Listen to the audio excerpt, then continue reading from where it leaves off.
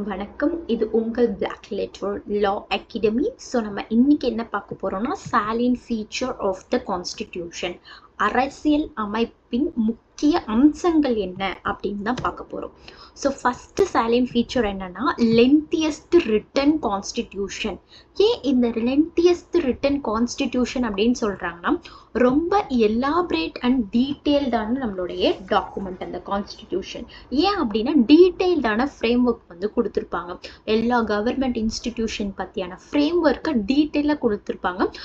Executive, legislative, judiciary இதோடைய powers என்ன, அது மட்டும் இல்லாமல் நம்மளுடைய கவர்மெண்ட் ஆஃப் இந்தியா ஆக்ட் 1935 அது வந்து நம்மளுடைய ப்ரீ இண்டிபெண்டன்ஸ் லா. ஸோ அதுலேருந்து பல்கான எலமெண்ட்டும் இதில் இன்கார்பரேட் பண்ணியிருப்பாங்க. ஸோ இந்த கான்ஸ்டிடியூஷன் வந்து எப்போ அடாப்ட் ஆனிச்சு அப்படின்னா 1950. நீங்கள் உங்கள் பழைய கான்ஸ்டிடியூஷன் எடுத்து பாருங்களேன், அதில் வந்து 395 ஆர்டிகல்ஸ் இருக்கும். அதை நம்ம 22 பார்ட்ஸாக ஆர்கனைஸ் பண்ணி வச்சுருப்பாங்க. 8 ஷெடியூல் இருக்கும். ஸோ இப்போ உள்ள கான்ஸ்டிடியூஷன் நிறைய அமெண்ட்மெண்ட் பண்ணி 448 ஆர்டிகல்ஸாக மாறி இருக்கு. அப்புறம் 25 பார்ட்ஸாக அரேஞ்ச் பண்ணியிருக்காங்க and includes 12 schedules. So next feature பார்த்தோம் அப்படின்னா rigidity and flexibility. So first வந்து ரிஜிட் பார்ப்போம், அடுத்தது ஃப்ளெக்சிபிள் பார்ப்போம். ஸோ ஒரு சில ப்ரொவிஷனை எல்லாமே நம்ம ரிஜிடாக அமெண்ட் பண்ணுறது அப்படின்னு சொல்லுவாங்க. எப்படின்னா ஒரு ஸ்பெஷல் மெஜாரிட்டியோட அமெண்ட் பண்ணுறது. ஸோ இந்த மாதிரி ஃபண்டமெண்டல் ரைட் அப்படின்னு சொல்லக்கூடிய ப்ரொவிஷன் எல்லாமே அந்த மாதிரி பண்ணுவாங்க. ஸோ ஸ்பெஷல் மெஜாரிட்டினா ஒன்றுமே கிடையாது, அதில் 2/3 present ஆகி ஓட் பண்ணியிருக்கணும், plus over 50% of the house total members வந்து இருக்கணும். ஸோ இதுதான் நம்ம ஸ்பெஷல் மெஜாரிட்டின்னு சொல்லுவோம். அதே மாதிரி ஃப்ளெக்சிபிள். ஸோ இந்த மாதிரி நம்ம ஒரு நியூ ஸ்டேட்லாம் க்ரியேஷன் பண்ணியிருந்தாங்க அப்படின்னா ஸோ அதுக்கெலாம் சிம்பிள் மெஜாரிட்டி போதும் அப்படின்னு சொல்லியிருப்பாங்க. ஸோ யூஎஸ்ஏ மாதிரி ரொம்ப ரிஜிடும் கிடையாது, யூகே மாதிரி ரொம்ப ஃப்ளெக்சிபிளும் கிடையாது. ஸோ நம்மளுடைய கான்ஸ்டிடியூஷன் எப்படி இருக்குன்னா பேலன்ஸ்டானது. ஸோ நம்மளுடைய கான்ஸ்டிடியூஷனை வேரியஸ் கண்ட்ரீஸ்லேருந்து நம்ம பாரோ பண்ணியிருப்போம். ஸோ இதை ரெஃபர் பண்ணுங்களா. ஸோ இதெல்லாமே நம்மளுடைய அப்ஜெக்டிவ் டைப் கொஷின்ஸில் கேட்பாங்க. ஸோ ஃபஸ்ட்டு டைரக்டிவ் பிரின்சிபல் வந்து அயர்லாண்ட்லேருந்து, ஃபண்டமெண்டல் ரைட்ஸ் யூஎஸ்ஏலேருந்து, so independent of judiciary and judicial review யூஎஸ்லேருந்து, அதே parliamentary government, rule of law, parliamentary privileges, bicameralism இதெல்லாம் யூகேலேருந்து, நெக்ஸ்ட் வேமர்லேருந்து suspension of fundamental rights during emergency.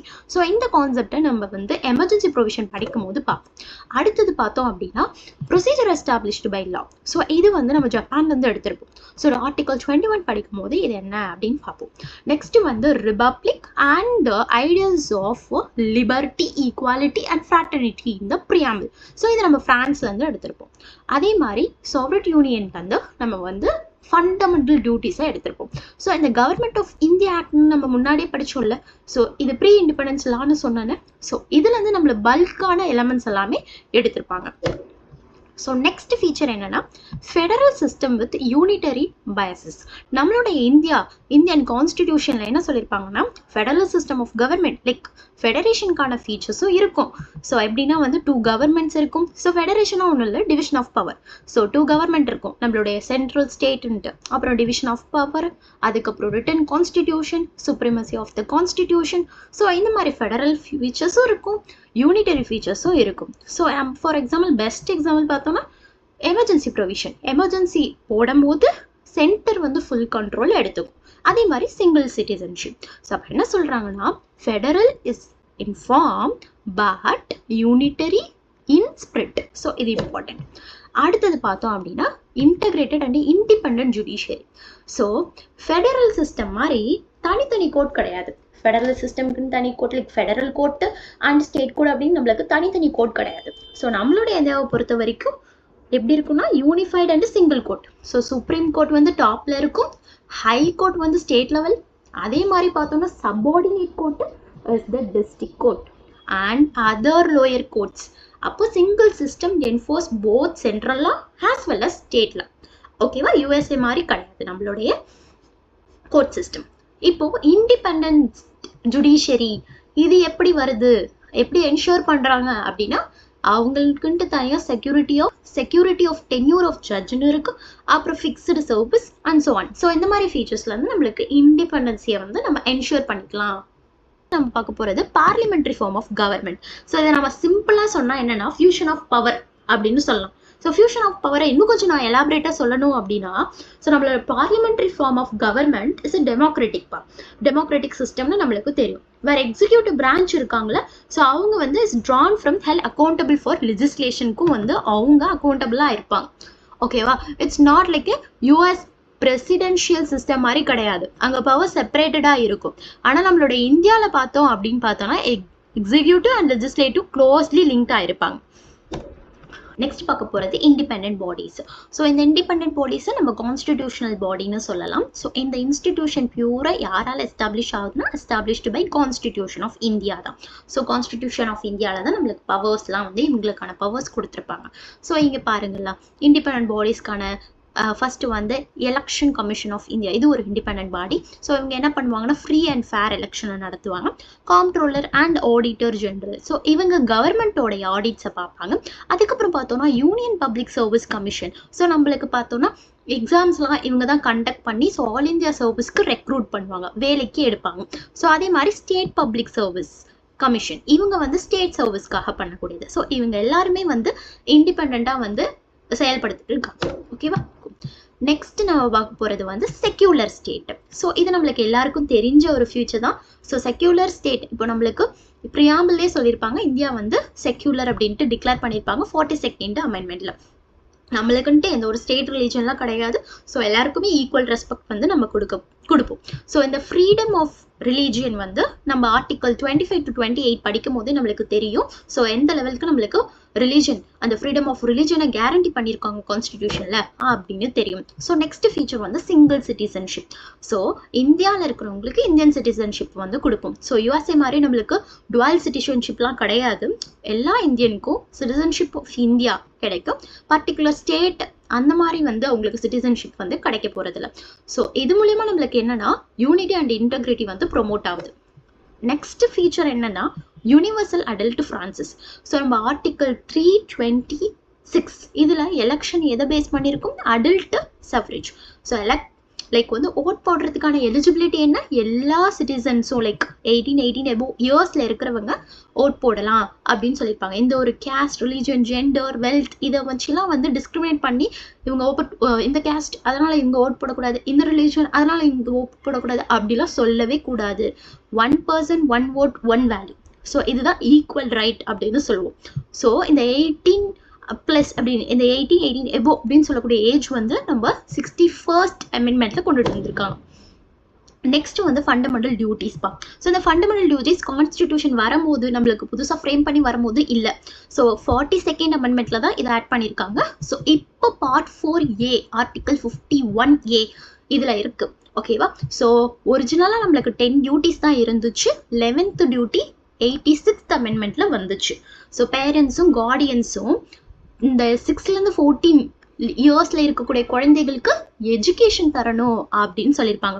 So அதுக்கப்புறம் லைக் இனிஷியலாக நம்மளுக்கு டியூட்டிஸ், இந்த ஃபண்டமெண்டல் டியூட்டிஸ் இல்லை. யார் சொல்லி இது வந்துச்சு அப்படின்னா ஸ்வரான் சிங் கமிட்டி. ஸோ இவங்க ரெக்கமெண்ட் பண்ணி தான் நம்மளுக்கு வந்துச்சு.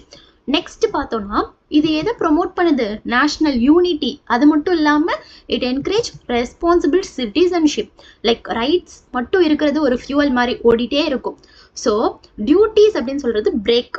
ஸோ நம்மளுக்கு பிரேக் இருந்தால் தான் நம்மளுக்கு டெமோக்ரஸி சேஃபாக இருக்கும். அதனால டியூட்டிஸும் நம்மளுக்கிட்ட இருக்கு. நெக்ஸ்ட் நம்ம பார்க்க போகிறது ஃபண்டமெண்டல் ரைட்ஸ். ஸோ இந்த ஃபண்டமெண்டல் ரைட்ஸ் சாப்டர் ரொம்ப ரொம்ப ரொம்ப இம்பார்ட்டண்ட்டானது கான்ஸ்டிடியூஷன்லே. ஸோ நம்ம இதை டீட்டெயில்டாக நம்ம தனியான ஒரு லெக்சர்லாம் பார்க்க போகிறோம். ஸோ இப்போதைக்கு இது எங்கே இருக்குன்னு தெரிஞ்சுக்கோங்க. பார்ட் 3ல இருக்கு.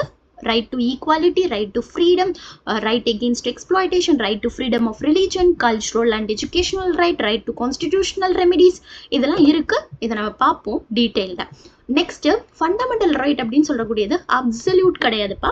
இது ரீசனபிளான ரெஸ்ட்ரிக்ஷன். லைக் பப்ளிக் ஆர்டரோ செக்யூரிட்டியோ மொராலிட்டியோ அஃபெக்ட் பண்ணுற மாதிரி இருந்துச்சு அப்படின்னா ஸோ அப்படிலாம் இருக்கக்கூடாது. ஃபண்டமெண்டல் ரைட் அப்சல்யூட் கிடையாது. ஸோ இதெல்லாமே அஃபெக்ட் ஆகாமல் நீங்கள் பண்ணிக்கலாம். ஸோ ஃபண்டமெண்டல் ரைட் வயலேட் ஆனிச்சு அப்படின்னா என்ஃபோர்ஸபிள் பை கோர்ட். ஓகேவா? டிபிஎஸ்பி மாதிரி கிடையாது. டிபிஎஸ்பின்னு சொல்றது directive principle of state policy. அது நம்ம பார்ப்போம். ஃபண்டமெண்டல் ரைட் வந்து வயலேட் ஆனிச்சுன்னா நம்ம என்ன பண்ண முடியும், கோர்ட் மூலமா என்ஃபோர்ஸ் பண்ணிக்கலாம். அதுக்கப்புறம் பார்த்தோம் அப்படின்னா special importance of article 32. So இது வந்து இப்போ ஃபண்டமெண்டல் ரைட் உங்களுக்கு வயலேட் ஆகுது, நீங்க டைரக்டா சுப்ரீம் கோர்ட்ல ரிட் போட முடியும். ஸோ அதுதான் இந்த ஆர்டிகல் 32 தான் வந்து உங்களுக்கு பவர் கொடுக்குது. ஸோ இதுதான் heart and soul of constitution. So இது ரொம்ப இம்பார்ட்டன்டானது. ஸோ நெக்ஸ்ட் நம்ம பார்க்க போகிறது directive principle of state policy. இது எங்கே இருக்குது அப்படின்னு பார்த்தோம்னா நம்மளுடைய கான்ஸ்டிடியூஷன் ஆஃப் இந்தியா பார்ட் 4ல் வந்து நம்மளுக்கு இருக்குது. ஸோ இது என்ன எஸ்டாப்ளிஷ் பண்ணுது? ஒரு வெல்ஃபேர் ஸ்டேட். ஆனால் இது ஃபண்டமெண்டல் ரைட் மாதிரி ஜஸ்டிஃபிகபிள், லைக் வந்து நாட் ஜஸ்டிஃபிகபிள் இன் நேச்சர்னா நாட் என்ஃபோர்ஸபிள். ஸோ ஃபண்டமெண்டல் ரைட்டை என்ஃபோர்ஸ் பண்ண முடியும், டிபிஎஸ்பியை நம்ம என்ஃபோர்ஸ் பண்ண முடியாது. நெக்ஸ்ட் நம்ம கான்ஸ்டிடியூஷன் என்ன டிக்ளேர் பண்ணுது அப்படின்னா ஒரு ஸ்டேட் வந்து ஸ்டேட் வந்து என்ன பண்ணணும், இந்த பிரின்சிபல்ஸ் எல்லாம் அப்ளை பண்ணணும். எப்போ அவங்க லாவை வந்து மேக் பண்ணும்போது. ஸோ டிபிஎஸ்பி அப்படின்னு சொல்றது ஒரு நாவல் ஃபீச்சர் அப்படின்ட்டு டாக்டர் B.R. அம்பேத்கர் வந்து ஸோ நம்ம நெக்ஸ்ட் என்ன பார்க்க போறோம்னா 3 டயர் கவர்மெண்ட். இனிஷியலாக நம்மளுக்கு 2 டயர் கவர்மெண்ட் தான். So union government and state government தான் இருந்துச்சு.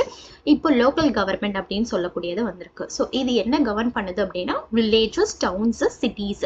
இது நம்மளுடைய 73rd amendment and 74th amendment மூலமா தான் இது கொண்டுட்டு வந்தாங்க. So panchayati raj, municipalities. Okay, next நம்ம பார்க்க போறது எமர்ஜென்சி ப்ரொவிஷன். எமர்ஜென்சி ப்ரொவிஷன்ஸ்க்கான தனி சாப்டரை நம்ம இப்போ வந்து அடுத்த லெக்சர்ஸ்லாம் நம்ம பார்ப்போம். ஸோ இதோட மெயின் எய்ம் எதுக்கு அப்படின்னு பார்த்தோம்னா unity, integrity, security of the state ensure பண்றதுக்கு, சேஃப்கார்ட் பண்றதுக்கு நம்மளுக்கு இந்த எமர்ஜென்சி ப்ரொவிஷன்ஸ் வந்து நம்மளுடைய கான்ஸ்டிடியூஷன் ஆஃப் இந்தியாவில் இருக்கு. ஸோ ஃபர்ஸ்ட் வந்து நேஷனல் எமர்ஜென்சினா என்ன, ஸ்டேட் எமர்ஜென்சி, ஃபினான்ஷியல் எமர்ஜென்சி, இதெல்லாம் நம்ம டீட்டெயிலாக பார்ப்போம். So just for the salient ஃபீச்சர்ஸ்க்காக நம்ம இப்போ பார்த்துக்கலாம்.